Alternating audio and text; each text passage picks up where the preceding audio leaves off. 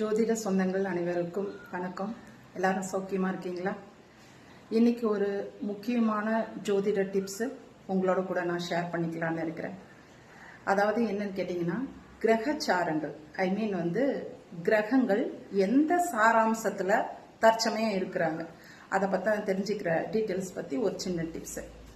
இப்போ எல்லாரும் ராகு கேது பெயர்ச்சி, குரு பகவான் பெயர்ச்சி, சனி பகவான் பெயர்ச்சி, என்னுடைய ராசிக்கு 8வது இடத்துல இருக்கிறாரு, 7வது இடத்துல இருக்கிறாரு, ஜென்மத்துல இருக்கிறாரு, எனக்கு அடுத்த சனி பெயர்ச்சி வரைக்கும், அடுத்த குரு பெயர்ச்சி வரைக்கும் என்னுடைய லைஃப் அப்டேட்டிங்ல என்னென்ன மாறுதல்கள் ஏற்படும் அப்படிங்கறத தெரிஞ்சுக்கிறது தான் அன்னன்னைய காலத்துக்கு நம்ம கொண்டு வர ஜாதக கணிப்பு.